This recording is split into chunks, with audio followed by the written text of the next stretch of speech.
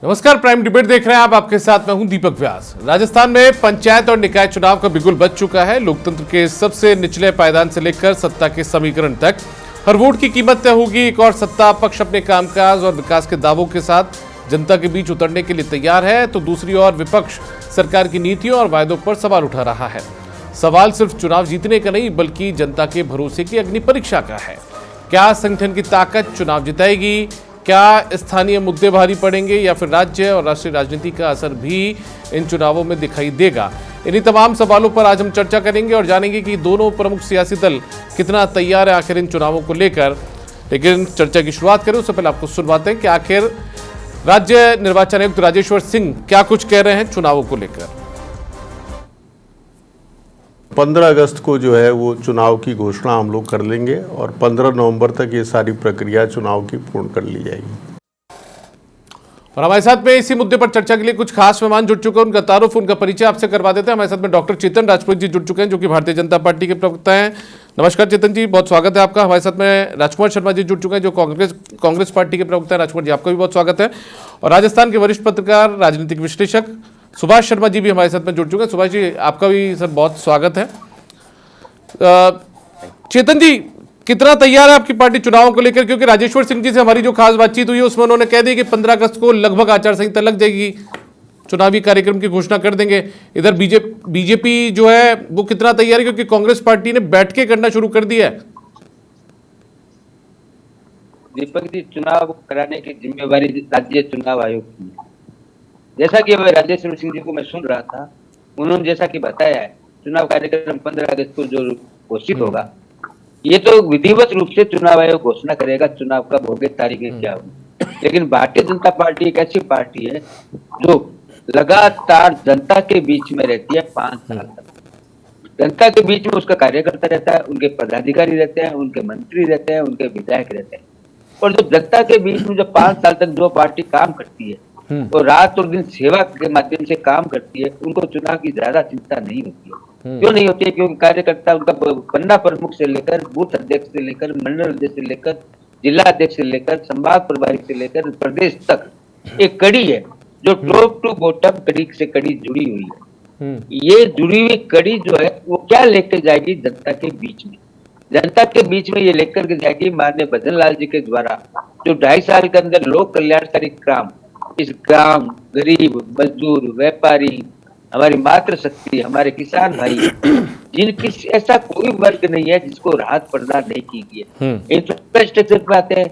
Infrastructure जिस प्रकार से गांवों के अंदर, शहरों के अंदर, स्थानीय निकाय के अंदर जो काम हुए, उन काम को लेकर कार्यकर्ता जब जाएगा, और आपने देखा होगा सरकार भी पिछले 2.5 साल से लगातार जनता के बीच में जा रही है, चाहे वो ग्रामीण चौपाल के माध्यम से हो, चाहे वर्तमान में शहरी राहत शिविर चल रहे उसके माध्यम से हो, चाहे प्रशासन शहरों के माध्यम से हो, चाहे ग्रामीण राहत शिविर के माध्यम से हो।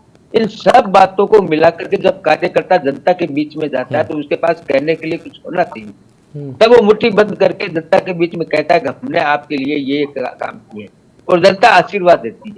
जनता आशीर्वाद तब भी देती है जब केंद्र सरकार और राज्य सरकार, डबल इंजन की सरकार, जब जनता की आकांक्षाओं के अनुरूप काम करती है। और आपने अभी अग्नि परीक्षा की बात की थी। हाँ, हमने अग्नि परीक्षा दी। सर, अग्नि परीक्षा आपके लिए चेतन जी, अग्नि परीक्षा इसलिए मानी जा सकती है क्योंकि 28 महीने बाद में राजस्थान में चुनाव होने हैं।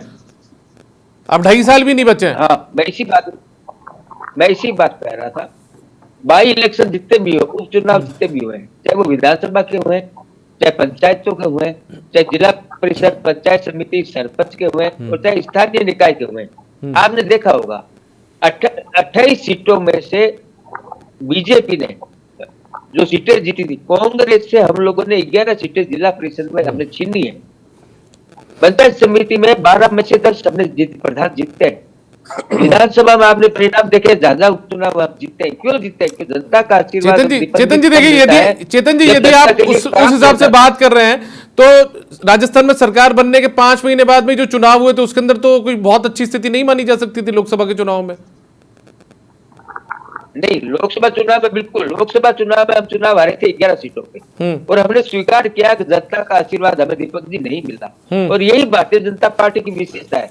आज भी परिणाम आए, प्रशांत किशोर जी बांकीपुर विधानसभा बिहार से चुनाव जीते हैं, लेकिन उनका अगर आप परसों का स्टेटमेंट अगर देखते प्रशांत किशोर जी का, तो जिस प्रकार से वो चुनाव आयोग पे आरोप लगा रहे थे, चुनाव अधिकारी पे आरोप लगा रहे थे, स्थानीय प्रशासन पे आरोप लगा रहे थे, और जो आरोप वो लगा रहे थे उनसे ऐसा लग रहा था कि इनको ऐसा लगता है कि बीजेपी ने सरकार ने गड़बड़ की है। लेकिन आज परिणाम आया 18,000 मतलब कुल मिला के हम मान लें कि आप साबित करता है भारतीय चेतन जी, कुल मिलाकर माना जाए आप राजस्थान सरकार के कामकाज को लेकर चुनावी मैदान में जाएंगे? आप राजस्थान सरकार के कामकाज को लेकर चुनावी मैदान में जाएंगे?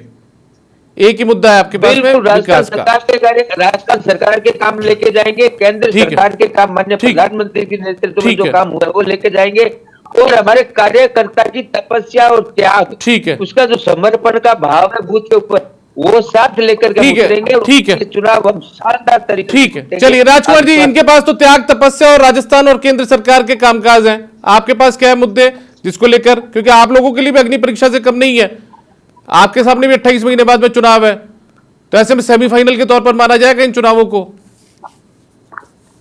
दीपक जी, आप लगातार देख रहे हैं, आपके चैनल से भी लगातार डिबेट्स कराई है। भारतीय जनता पार्टी किस तरीके से चुनाव से भाग रही थी, और जब कोर्ट की फटकार लगी तो चुनाव की तिथि अब कुछ दिनों में आने वाली है। जैसा कि आपके चैनल पे बता रहे थे कि 15 अगस्त को शायद चुनाव की घोषणा कर दी जाएगी। ये एक प्रदेश एक चुनाव करने वाली भारतीय जनता पार्टी की सरकार जो बात करती थी बार बार, अभी भी जो संभावित जो समझ में आ रहा है वो ये समझ में आ रहा है कि पहले नगर निगम के चुनाव कराएंगे, उसके बाद पंचायत के चुनाव कराएंगे। तो भारतीय जनता पार्टी की कथनी और करने में कितना बड़ा अंतर है कि दो चुनाव एक साथ हो रहे हैं, उनको भी वो एक दिन में नहीं कराने के मूड में है, ये भी चाह रहे हैं कि 15-20 दिन का, महीने का गैप हो जाए तो ज्यादा बेहतर होगा। ये तो भारतीय जनता पार्टी का असली चाल और चरित्र और चेहरा है। रही बात चुनाव में जाने की बात, तो राजस्थान की जनता बिल्कुल गले से ऊपर आ चुकी है। अक्सर हम लोग पॉलिटिक्स में देखते हैं, सुभाष जी वरिष्ठ पत्रकार है, चेतन राजपुरोहित जी भी वरिष्ठ भारतीय जनता पार्टी के नेता है, आप भी वरिष्ठ पत्रकार हैं दीपक जी। हमेशा क्या होता है कि 3-3.5 साल बाद जाकर के सरकार का रिपोर्ट कार्ड जनता के बीच में आता है, और ऐसा लगता है कि आज सरकार तो गई। लेकिन ये 6-8 महीने बीत जाने के बाद, यानी आज 2.5 साल भी अगर हो गया है, तो जो आम जनता का जो परसेप्शन बन चुका है वो ये बन चुका कि आज सरकार तो गई, सरकार के बस की बात नहीं है। क्योंकि आप लगातार देख रहे हैं, चाहे वो पानी हो, बिजली हो, सड़क हो, शिक्षा हो, चिकित्सा हो, सुरक्षा हो, कानून व्यवस्था हो, दिल्ली और प्रदेशों के साथ व्यवहार हो, तमाम तरह के मामले में, व्यापारी हो, उद्योगपति हो, किसान हो, नौजवान हो, छात्र हो, तमाम तरह के जितने भी मामले हिंदुस्तान के अंदर होते हैं, राजस्थान के अंदर होते हैं, उन हर मामलों के अंदर राजस्थान वर्तमान जो भारतीय जनता पार्टी की सरकार है वो विफल नजर आ रही है। भारतीय जनता पार्टी वाले किस मुंह से बयान देते हैं, मेरे को ताज्जुब होता है कि इनके राष्ट्रीय अध्यक्ष जिस सीट से इन्होंने सीट छोड़ी थी अभी कुछ दिन पहले, आज उसमें भारी मतों से हारे हैं। मानना पड़ेगा दीपक जी, भारतीय जनता पार्टी वालों का कलेजा बहुत बड़ा है। ठीक है, पूरे हिंदुस्तान के छात्र देश के प्रधानमंत्री और गृह मंत्री को ढूंढ रहे हैं, लेकिन इनका कलेजा बहुत बड़ा है। ये 12 बजे इंस्टाग्राम पे हाथों जाते हैं, वाकई इनका 56 इंच का सीना है। मैं इनके 56 इंच के सीने को वहां से सैल्यूट करता हूँ कि इनकी छाती कितनी मजबूत है कि पूरा हिंदुस्तान का छात्र उज्ज्वलित है। राजस्थान में मां बहन बेटी सुरक्षित नहीं है, सड़कों में गड्ढे लगातार राजस्थान की जो मुख्यमंत्री है उनके विधानसभा। चलिए ठीक है, सुभाष शर्मा जी भी हमारे साथ मौजूद है। मैं एक बार राजकुमार जी वापस आता हूँ आपके पास, सुभाष जी के पास जाता हूँ एक बार। सीना देखिए कितना मजबूत है। ठीक है, ठीक है राजकुमार जी। सुभाष जी, एक बड़ी चीज दोनों से जो बातचीत की 5 मिनट तक, उसमें निकलकर यही सामने आया कि सरकार का कामकाज, एक कह रहे कि हमारी सरकार का कामकाज बहुत अच्छा था, उसको लेकर चुनावी मैदान में जाएंगे, वही मुद्दा है। दूसरी तरफ राजकुमार जी कह रहे हैं कि सरकार का कामकाज जो है 2.5 साल से ज्यादा का, उसी को लेकर चुनावी मैदान में जाएंगे, सरकार ने कुछ नहीं किया। तो कुल मिलाकर सरकार के कामकाज का असर ही इन चुनावों पर पड़ेगा, परिणामों पर?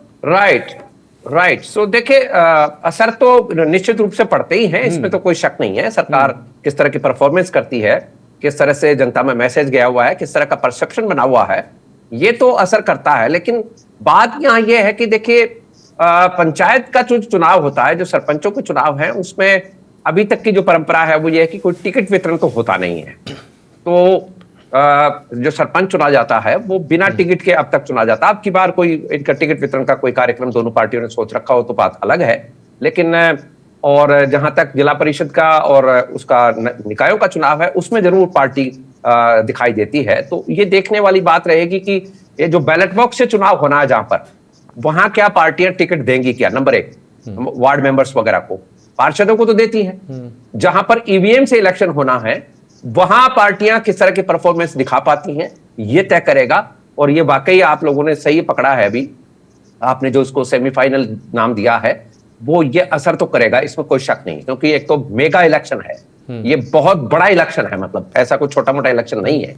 तो और माइक्रो लेवल का इलेक्शन जिसको कह सकते हैं आप, वो इलेक्शन है। तो ये तो निश्चित रूप से मान के चलना चाहिए कि सरकार की परफॉर्मेंस और भारतीय जनता पार्टी का जो संगठन का जो ढांचा है उसकी भी परख हो जाएगी, परीक्षा हो जाएगी, इसमें भी कोई शक नहीं। लेकिन देखिए, दोनों पॉलिटिकल पार्टी हैं हमारे यहाँ पर, अभी कोई थर्ड मेजर जो स्टेक होल्डर है वो तो है नहीं, और थर्ड फ्रंट भी हमारे राजस्थान में अभी तक बन नहीं पाया। हाँ, ये जरूर है कि कुछ आदिवासी बेल्ट है, वहां पर जैसे बीएपी का असर दिखाई देने वाला है। यहाँ पर हनुमान बेनीवाल के आसपास का जो इलाका है, यहाँ पर एक कास्ट बेस की जो पॉलिटिक्स चलती है वो भी दिखाई दे सकती है।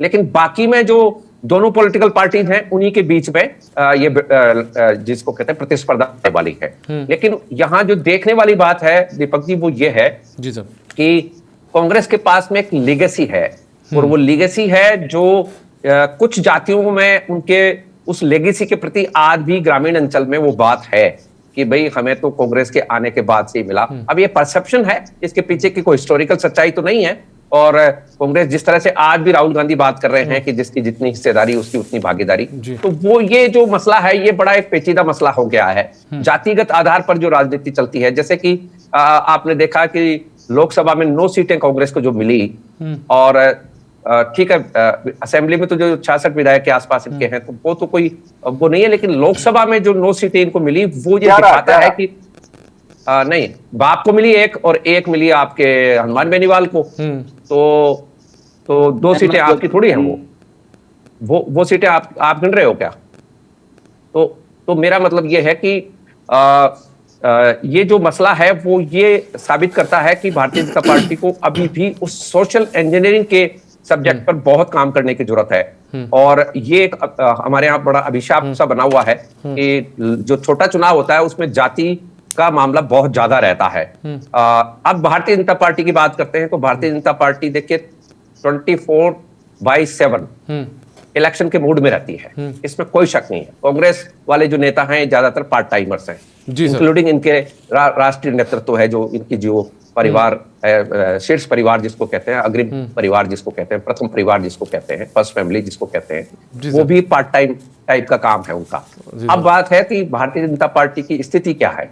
भारतीय जनता पार्टी के पास काडर मजबूत है, और जो आरएसएस का सपोर्ट है वो इलेक्शन के बियॉन्ड भी काम करते रहते हैं, तो वो एक फायदा इनको मिलेगा। सोशल इंजीनियरिंग में जो एक मेजर स्टेक हिंदू वाला जो कार्ड है इनके पास में, उसने जातियों को एक तो किया है, लेकिन अभी भी बहुत काम उसमें होना बाकी है। तो ये चुनौती जो है वो कांग्रेस की उस लेगेसी से भारतीय जनता पार्टी को देखने को मिलेगी। सरकार की परफॉर्मेंस का जहां तक आपने बेसिक सवाल पूछा था, जी सर, पंचायत के चुनाव में सरकार की परफॉर्मेंस कम नजर आएगी आपको। वहां के जो लोकल इश्यूज हैं, लोकल जो कैंडिडेट्स हैं, लोकल कैंडिडेट्स की जो जातियां हैं, वो ज्यादा असर आपको दिखाई देगा। और निकाय में सर, निकाय में शहरी जो चुनाव होगा निकाय का, उसमें क्या लगता है आपको? देखिए, शहरी वोटर उस तरह की माइक्रो लेवल पर जातिगत उस आधार पर बिलीव नहीं करता है, इसलिए भारतीय जनता पार्टी शहरों की पार्टी मानी जाती रही है अब तक। और कामकाज का असर यहाँ पड़ेगा, शहरी सरकार के काम, मतलब शहरी सरकार पर पड़ेगा चुनाव पर कामकाज का असर, सरकार के कामकाज का 100%। मैं वही आ रहा था कि ग्रामीण जो अंचल है उसमें सरकारी जो परफॉर्मेंस है उसका कम असर दिखाई देगा, लेकिन जो निकाय चुनाव हैं उन पे असर ज्यादा दिखाई देगा, क्योंकि ये लोग ज्यादा जागरूक होते हैं, ये कंपेयर करते हैं। वैसे तो देखिए राजस्थान में मैं आता हूं सर, बनी हुई है। मैं आता हूं सर, वापस आता हूं आपके पास, ठीक है। चेतन जी, ये जो बार बार सरकार के कामकाज का जिक्र आप कर रहे हैं, राजकुमार जी कह रहे हैं सरकार ने कुछ नहीं किया, तो ऐसे में एंटी इनकम्बेंसी का, सत्ता विरोधी लहर का भी कोई असर पड़ेगा क्या चुनाव पे, या नुकसान होगा क्या आप लोगों को? दीपक जी, अभी मैं 1.5 महीने तक गांव में था। जी सर। गांव में जब जून के महीने में सरकार ने फ्री बीज किट बांटे थे किसानों को, छोटे किसानों को जो बीज के किट दिए थे, तो मैं भी वहीं के ये पीपल के पेड़ के नीचे बैठा था, और जो किसान वो मूंग के, ग्वार के बीज लेके आ रहे थे, वो कह रहे थे पिछले 60 साल जब सरकार रही थी कांग्रेस की, कभी भी हमें नहीं मिले। हमें भारतीय जनता पार्टी की सरकार आने के बाद में किसान सम्मान निधि के रूप में जो बढ़ोतरी की राज्य सरकार ने 9,000 रुपए देना शुरू किया, फ्री बीज वितरण शुरू किया, सोलर पंप लगाने शुरू किए, बिजली कनेक्शन देने शुरू किए, दिन में बिजली देना शुरू किया, 2 टाइम दिन में बिजली। 3 घंटे सुबह और 3 घंटे दोपहर में। ये जब सारे कामों को जब मैं गांव के अंदर नजदीक से मैंने देखा और अध्ययन किया, तो मेरे को ऐसा लगा कि माननीय भजनलाल जी और माननीय प्रधानमंत्री जी, इन दोनों ने जो समाज के अंतिम खड़े व्यक्ति तक जो पहुंचे, वो जो राहत प्रदान करने का काम, वो हमारी मूल स्थिति है। पहली बात। दूसरी बात मैं कहना चाहता हूँ, हमारे राजकुमार जी अभी कह रहे थे, तो मैं एक राजकुमार जी पहली बार एक प्रश्न पूछना चाहता हूँ, वो कृपया आज ये बता के जाए कि उनका अल्लाह का मान कौन है। क्योंकि इनके अंदर अभी वर्तमान में 2 दिन से मीडिया के अंदर देख रहा हूँ, ये लड़ाई चल रही है कि अल्लाह का मान कौन है। शांति धारीवाल जी कहते हैं कि हमारे अल्लाह का मान अशोक गहलोत है। प्रताप सिंह जी खच्चरियावास बोलते हैं कि हमारा अल्लाह का मान राहुल गांधी जी है। गोविंद सिंह जी डोटासरा जी कह रहे हैं कि हमारा अल्लाह का मान कोई नहीं है, कांग्रेस है। तो ये कम से कम आज बता के जाए कि राजकुमार जी का अल्लाह का मान कौन है। क्या अशोक गहलोत जी है, क्या डोटासरा जी है, क्या राहुल गांधी जी है, क्या टीकाराम जूली जी है, या जो भी इनके है अल्लाह का मान। तीसरी बात मैं कहना चाहता हूँ दीपक जी, ये चुनाव जो है पंचायत चुनाव, ये पंचायत और स्थानीय निकाय चुनाव एक ग्रामीण सरकार है। इस सरकार को जब हमने मजबूत करने का काम किया, सरपंच को मजबूत करने का काम किया, पंचायत समिति सदस्य को मजबूत करने का काम किया, जिला परिषद सदस्य को मजबूत करने का काम किया, तब यही कांग्रेस पार्टी ने विरोध किया था कि सरपंचों को आपने प्रशासक क्यों बना दिया, सरपंचों को लोकतांत्रिक अधिकार आपने क्यों दे दिए, ये वहां के अधिकारियों को देने चाहिए थे। सरपंच इस बात से ग्रामीण क्षेत्र में कांग्रेस पार्टी से इतने नाराज है कि राजकुमार जी जब गांवों में जाएंगे तो इनसे प्रश्न पूछेंगे कि हमें जब अधिकार दिए गए तो आपने विरोध क्यों किया। हम जनप्रतिनिधि है, जनता ने हमें चुना है और भारतीय जनता पार्टी की सरकार ने हमें प्रशासक बना के अधिकार दिया है, तो कांग्रेस पार्टी के पेट में दर्द क्यों है, ये मेरा आज तक समझ नहीं। देखिए चेतन जी चुनाव में देरी को लेकर तो आप लोगों को निशाना साधते ने कहा था चुनाव से भाग क्यों रहे, चुनाव से भारतीय जनता पार्टी क्यों भागेगी जो लगातार चुनाव जीतती आ रही है। हाँ, अशोक गहलोत साहब जरूर भागे थे चुनाव से पहले, जब छात्र संघ चुनाव की बात आई थी विधानसभा चुनाव से पहले, तो गहलोत साहब ने कहा नहीं कराएंगे क्योंकि छात्र संघ चुनाव हार जाएंगे तो विपरीत मैसेज जाएगा। तो ये कांग्रेस पार्टी की सोच हो सकती है, भारतीय जनता पार्टी लोकतांत्रिक पार्टी है। अच्छा, मेरे सवाल का जवाब एक बार वापस से आप लोग कामकाज मैं कह रहा हूं, एंटी सत्ता विरोधी लहर का असर पड़ेगा क्या? दीपक जी भाग्य पर चुनाव हारे, आपने स्वीकार किया, आपने किसी पर आरोप नहीं लगाया, ना ईवीएम पे लगाया, ना चुनाव आयोग पे लगाया, ना किसी पे लगाया। हम हारे, हमने स्वीकार किया, आप समीक्षा करेंगे हम क्यों हारे, हम आगे सुधार करेंगे, हम ये करते। अच्छा, मैं बहुत स्पष्ट सर, मैं तो वापस एक चीज पूछ रहा हूँ, सत्ता विरोधी लहर का असर पड़ेगा क्या इन चुनाव में? आपको लगता है क्या केंद्र में, राजस्थान में आप लोगों की सत्ता विरोधी लहर जो चलती है सर, उसका असर पड़ेगा क्या इन चुनावों में? दीपक जी आपको लगता है? दीपक जी आपको लगता है सत्ता सर मैं अल्प ज्ञानी हूँ, थोड़ा मैं आपसे जानना चाह रहा हूँ, आपका बड़ा इतिहास है सर, आप गाँव गए चौपाल में आपने कहीं प्रदर्शन देखा? शहरी निकाय में जो रात शिविर लगे, कहीं आपने सरकार के खिलाफ प्रदर्शन देखा?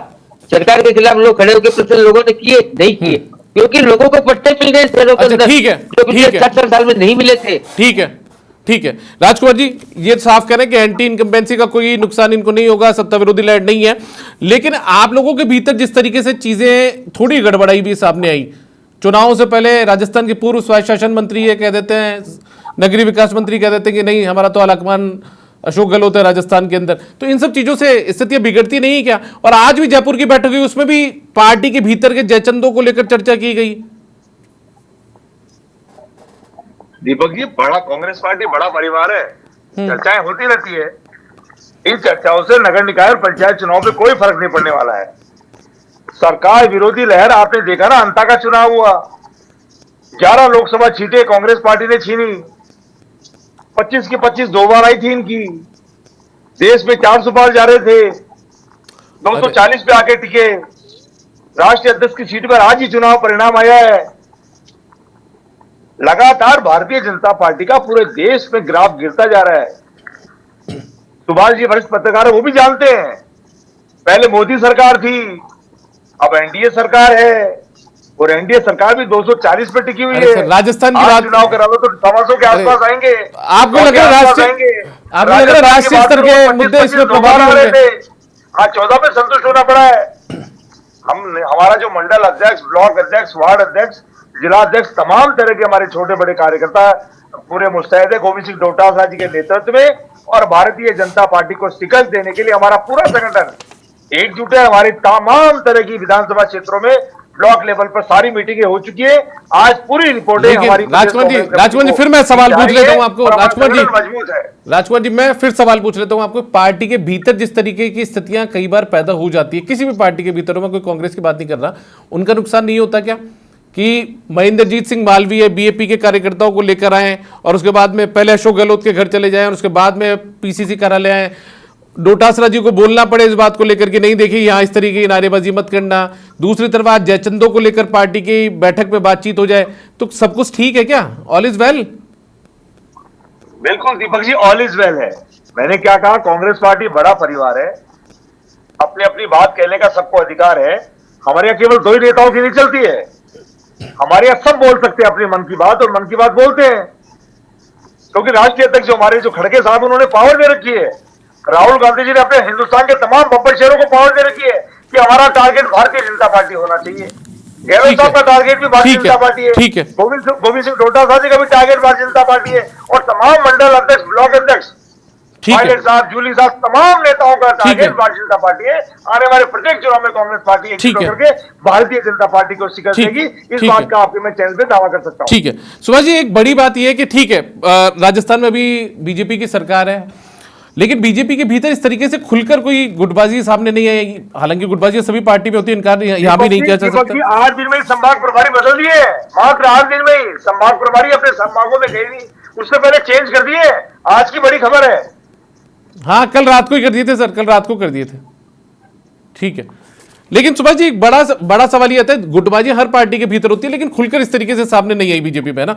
कांग्रेस के भीतर जिस तरीके से बीते दिनों जो मामले सामने आए, उसके बाद में जो स्थितियां बनती है, गोविंद सिंह डोटासरा को बोलना पड़ता है कि अब लिफाफे वाली पद्धति नहीं चलेगी, किसी की रिकमेंडेशन नहीं चल पाएगी, इधर वो कहते हैं कि नहीं किसी की नारेबाजी मत करिए। इन सब चीजों का भी नुकसान होगा क्या कांग्रेस पार्टी को या किसी भी सियासी दल को, यदि इस तरीके की गुटबाजी होती है सेमीफाइनल से पहले? राइट, तो देखिए बीजेपी जो है वो चूंकि आरएसएस से प्रभावित पार्टी है, आरएसएस के संरक्षण में है, और संघ नीति जिसको कह सकते हैं, संघ नीति दल है, तो वहां काडर का जो इंपॉर्टेंस है वो रहेगा, हमेशा रहेगा, और वहां जो काडर में बिलीफ सिस्टम है वो हमेशा से रहा है, आगे भी रहने वाला है। कांग्रेस में चूंकि एक तो प्रॉब्लम यह है कांग्रेस की कि वो प्रथम परिवार का जो मसला है वो रिमोटली चीजों को देखते हैं, उन पर जब तक खुद पर असर नहीं आए तब तक वो किसी को डांटते नहीं है। और भाई उनका काम चल रहा है, उनकी सदारत चल रही है, तो उनको उनके नेतृत्व तो कोई चैलेंज करता ही नहीं है। इनमें से किसी ने आज तक राहुल गांधी के बारे में बोला हो तो बताएं, प्रियंका गांधी के बारे में, सोनिया गांधी के बारे में कोई बोले तो बताएं, लेकिन वो नहीं बोलते, तो इसलिए वो कंफर्ट में है। जब कंफर्ट जोन में नेतृत्व होता है तो उसको नीचे जो चल रही लड़ाई होती है उसमें कोई ज्यादा दिलचस्पी नहीं होती, क्योंकि आखिर में जब वीटो करने की स्थिति आती है तो प्रथम परिवार को पूरा राइट है। तो यहां पर जो थोड़ा बहुत ये प्रेशर कुकर की सीटी निकलती है वो इसलिए निकलती है कि मान लीजिए कि राजस्थान का उदाहरण आप लें तो अशोक गहलोत हैं। अशोक गहलोत जब पहली बार सीएम बने तो किसी को कोई उम्मीद ही नहीं थी और उनको आला कमान ने बना दिया। तो कई बार क्या होता है कि ऐसी चीजें निकलती हैं कि भाई वो फ्रस्ट्रेशन कहीं तो निकलेगा, वो फ्रस्ट्रेशन निकलता है। 3 बार सीएम बन गए अशोक गहलोत, तो बाकी लोगों में जो फ्रस्ट्रेशन आया हुआ है वो तो आएगा, तो वो फ्रस्ट्रेशन निकलता है कांग्रेस में। भारतीय जनता पार्टी में फ्रस्ट्रेशन निकलने की बात इसलिए नहीं आती है कि वहां पर एक सुनिश्चित किया हुआ सिद्धांत है कि भाई पार्टी आलाकमान नाम की चीज भारतीय जनता पार्टी में पहली बात तो नई बात है, नया काम है। वहां आलाकमान बोला भी नहीं जाता है, वहां पार्टी संगठन है, और संगठन जब कोई निर्णय दे देता है तो उसके ऊपर ज्यादा काम कोई बोलने की स्थिति नहीं होती। दूसरी बात यह कि वहां स्वयंसेवक है, वहां पॉलिटिकल एस्पिरेशन वाले लोग कम पहुंचते हैं। कांग्रेस में जो आदमी गया है वो राज सत्ता के लिए गया हुआ व्यक्ति है, तो ये एक बेसिक डिफरेंस हमको समझना पड़ेगा।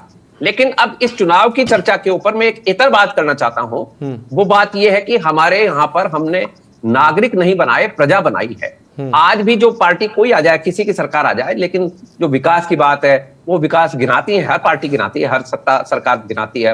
अंग्रेज ने भी गिनाए थे कि मुगलों के मुकाबले में हमने इतना बड़ा काम किया, फिर कांग्रेस आ गई तो कांग्रेस ने अंग्रेजों के मुकाबले गिनाना शुरू कर दिया। अरे भाई, मुकाबला करने से जनता का हित नहीं होता है कि भाई कांग्रेस ने तो देखो 11 सड़कें बनाई, हमने 15 बना दी, जबकि जरूरत 150 की है जी। तो ये जो स्टॉकहोम सिंड्रोम है, जिसको साइकोलॉजी में एक बड़ा इंपॉर्टेंट सिंड्रोम माना जाता है, वो ये है कि आपने किसी को इतना घटोज में रख दिया है कि अब वो जरा सी रोशनी भी उसको बहुत अच्छी लग रही, ठीक है। अब वो वहीं रहना चाहता है, लेकिन ठीक है। वो उसकी विडंबना ये है कि वो जो सुख सुविधा उसका जिसका अधिकारी है वो उसकी बात ही नहीं कर सकता बेचारा, क्योंकि उसको पता ही नहीं, एक्सपेक्टेशन ही नहीं है, वो उन किडनैपर्स के साथ रहकर ही खुश है।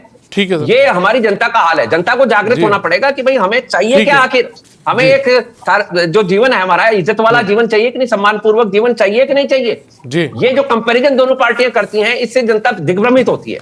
और जनता को चाहिए कि भाई हम जो ठीक है। जिसको चाहिए ना कि एक जी सर। मनुष्य की डिग्निटी हो, जी। एक इंसान की डिग्निटी है, वो देखने में नहीं आ रही है जी। ठीक है, चलिए ठीक है। बहुत शुक्रिया आपका डॉक्टर चेतन राजपूत जी, राजकुमार शर्मा जी और साथ में सुभाष शर्मा जी इस चर्चा में हिस्सा लेने के लिए। तो कुल मिलाकर देखिए 2028 का जो विधानसभा चुनाव है उससे ठीक पहले तकरीबन 28 महीने पहले ये निकाय और पंचायत के चुनाव होने जा रहे हैं और इसे विधानसभा का सेमीफाइनल के तौर पर ही माना जाएगा। दोनों दल अपने अपने दावों के साथ में यहाँ पर चुनावी मैदान में उतरने को तैयार हैं। बीजेपी कह रही है कि हम सरकार के कामकाज के साथ चुनावी मैदान में जाएंगे, जबकि कांग्रेस का कहना है कि जो सरकार के विफलता है उनको लेकर हम इस चुनावी मैदान में उतरेंगे। लेकिन किसके दावे हकीकत में तब्दील होंगे ये तो चुनावी परिणाम ही बताएंगे। फिलहाल प्राइम डिबेट में इतना ही, इजाजत दीजिए, नमस्कार।